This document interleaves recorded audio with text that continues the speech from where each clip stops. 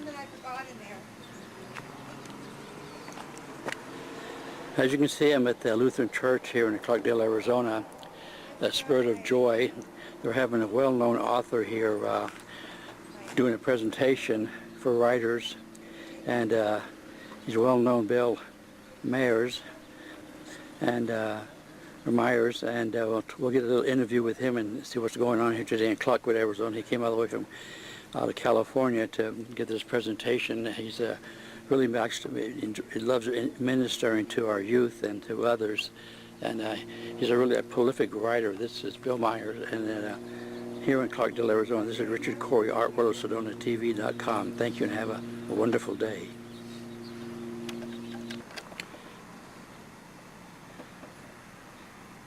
As you can see how Bill Myers from the camera, he's a well-known author. He loves working with children and helping them out and going on the right track. And you're really doing a great thing, Bill, here, and doing I know that that's your mission in life, or one of your missions in life, to work with the youth and to keep them away from all the bad things, huh? Yeah, and not so much keeping them away from the bad things, okay, but directing them toward the good. Okay, good. So that's where God and Christ plays a pretty strong part in what I'm doing, as opposed to, hey, instead of eating junk, why don't you enjoy the love of God? And it seems to stick. The kids are so hungry for the real thing that the counterfeits start to fall away.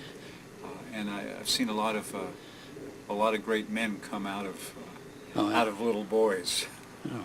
Yeah, that's a great feeling, and doing something positive like that.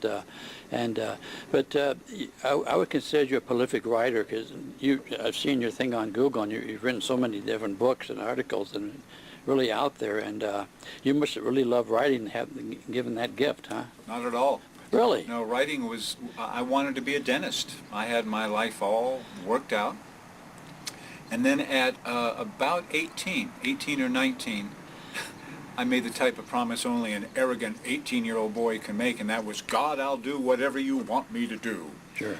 And one thing kind of led to another, and almost against my will, I wound up being a writer and a filmmaker.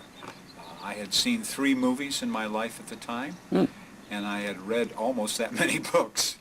But I just saw the power of the media to influence people. I had seen the movies Pollyanna, The Parent Trap, and Pinocchio. Pretty popular ones, yeah. Yeah. And then I'm sitting in the theater watching the 4th movie of my life, and it was titled The Godfather. Oh my gosh. People getting massacred and blood was spurting, and I walked out of that theater just giving God a good piece of my mind, saying, listen, you need to wake up. There's power in the media. And every time I told him that he should get people involved in the media, it's like it kind of bounced back at me. So after about 6 weeks of arguing, I said, fine, I'll be a movie, whatever they're called. Right, exactly. I changed my major from into filmmaking, and couldn't get a job as a 20-year-old film director, so I started writing TV shows first, and then they turned into books, and it's been kind of a crazy, fun ride ever since. It hasn't been a battle in Hollywood? Well, the only battle in Hollywood has been over my faith. There's a lot of, it's changing now, as we see. Though as a Christian, I'm not given much money to make a movie, so they come out a little thin as far as production value. But there's a certain, people are afraid that I'm going to get preachy, or they're afraid that I'm going to sacrifice entertainment for talking about God, and So that was where the battle was. In fact, that's why I started writing books, was the studios kept saying, no, God won't sell. And I'm thinking, he's pretty fascinating if you do it right. So we've had this battle going on, which is why we've started this new film company, and we're raising funds to do our own projects. Oh, great. That are entertaining first, but then talk about the love of God in such a way that people hopefully don't feel they're being preached at. Well, you know, a lot of these last couple of years, there have been several, or 3 or 4 religious movies that have done really, really well. I mean, they've done fantastically, you know. that lady with the angels, she did an incredible movie with Jesus. So I think there's a big, well, there's a major audience out there for religious movies. There's a hunger. I think we all have a built-in hunger for a supernatural relationship. I think right now the teens are replacing that hunger with vampires or werewolves, or you go to a bookstore and you'll see about 70% of the bookshelf space for teens is dedicated to the paranormal and the supernatural. So in fact, our very first project that we're raising funds for now is based on a book series I wrote called Forbidden Doors that won the C.S. Lewis Honor Award a while back. And it deals with kids that are exploring the supernatural and then discovering the dangers and then also the truths about it. Yeah. That's like people attempt that Ouija board thing. They find out it's kind of very dangerous, you know, and they stay away from it, you know. But, in fact, that's what the first movie of this Forbidden Doors franchise of movies is about. Is some kids are playing with the Ouija board. Really? And they discover that it's not necessarily a toy, and things get pretty dark. You know, it's pretty challenging out there for yourself and for the youth, because there's so many negative things out there for youth to get involved. I mean, there's drugs and open sex and just about everything. It's so negative, you know, today. And if we can provide them with something that is positive and substantial and lasting, who wouldn't want that? Yeah, exactly. I have to ask you why you're here today, Bill, in Clarkdale, Arizona, at the Lutheran Church here. And Alice, I guess, I don't know who invited you, but who's responsible? A good friend of mine, Joy Gage, who I've known for at least 25 years, is a prolific writer, a great writer, works with the writers group here. And she invited me. I'm actually going over to Colorado to speak for a week. So this was a nice ahead of time to drop by, talking for about 3 or 4 hours about writing to this writers group here, and then moving on from there. Oh, that's nice here.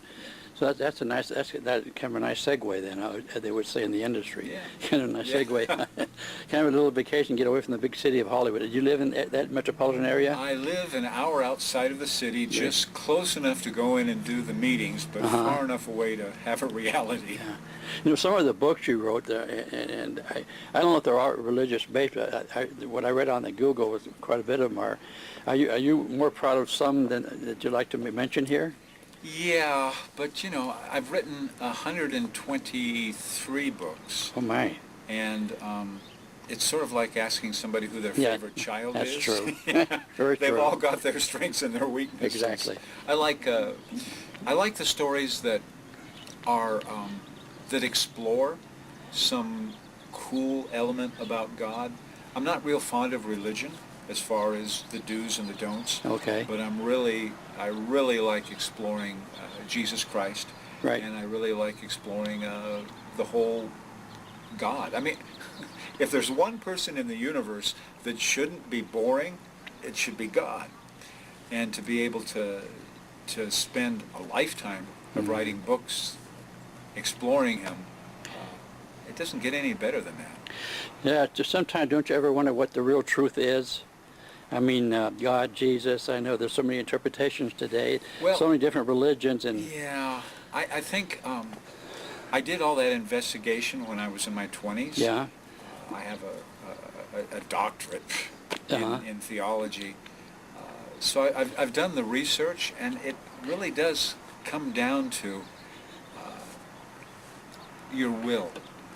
I think there's enough historical documentation. You can write the entire life of Jesus without ever going to the Bible, by going to other pieces of history. So we know that He existed. We know that whoever He was doing these miracles. I mean, Josephus, a historian, talks about this miracle worker who raised people from the dead. And so we know Jesus Christ existed historically. And no good teacher would go around saying, I'm God. A crazy man would do it, right? Or a con artist would do it. But a good teacher wouldn't say that unless he really thought he was. And if he really thought he was and he wasn't, then he's a nutcase.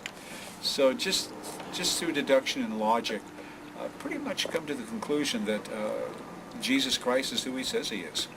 Definitely, it really is, and to have billions of people that follow him and love him, it's something. And as I talk, and I don't go off and try to, witness to the world, Right. but as I sit down on the plane and we just talk about the facts and comparing to these other attempts at creating God, a lot of the times that people just are astonished that the facts are there and that the love is there. See, every religion, except the one Jesus started, talks about working our way up to God by doing good works, and maybe he'll like us if we work real hard. Jesus says, forget all that. You can't do it. You'll fail. Let me do it for you. Let me die on the cross for everything you do wrong, and then let me start to empower you to do right. No other religion says that. Every other religion says, go for it. You can do it. And if you don't, well, that's too bad. Jesus says, you won't be able to do it. Let me take the blame for your screw-ups, and then let me start to empower you so that you don't make quite so many. Religion is working your way up to God. Following Jesus is letting him do the heavy lifting. Listen, Bill, before I let you go, I want to thank you very much. It's been an honor talking to you here. Oh, yeah. I know you got 10 things to do here, but I imagine your books must be at every location you can imagine. Do you want to give out just a little plug to your books and where they're at? Oh, sure. Just go to billmyers.com. That's M-Y-E-R-S, so it's billmyers.com, and there's the whole pile of stuff that I'm doing. I'm sure there's something for everybody, every age group, huh? Yeah, oddly enough, I have about 70 or 80 books for kids and teens, and then the rest are for grown-ups. Most all of them are fiction, storytelling, and so far so good. So what's your next film project before I let you go? Well, our next film project is called Forbidden Doors, and it's a couple kids move from the mission field in the Amazon to Southern California and discover that their friends are playing with the very supernatural occult stuff they've been taught to avoid. Oh. So these two kids, brother and sister, work together to free their city from this heavy oppressive occult influence. And we're raising money for that now. In fact, we're doing a Kickstarter program starting October 16th through November 17th. So what kind of budget are you looking for? Too small. We have 60% of the budget, so we need about another $400,000 to finish it. Nice film, yeah. Nice family kind of film, huh? Yeah, it's a supernatural thriller, so I wouldn't take little children to it. Oh, really? We're doing it mostly for the teens to keep their interest. Is it on any channels now in any of your film products? Oh, I'm sure if you go to Netflix, you'll find some of the products? Some of the stuff there. Okay. Yeah. Well, thanks a lot for your time, Bill. I know you got people in there waiting for you, and it's a great honor having you out here in Clarkdale, Arizona, in the Verde Valley. Thank you very much. You're welcome. Thank you.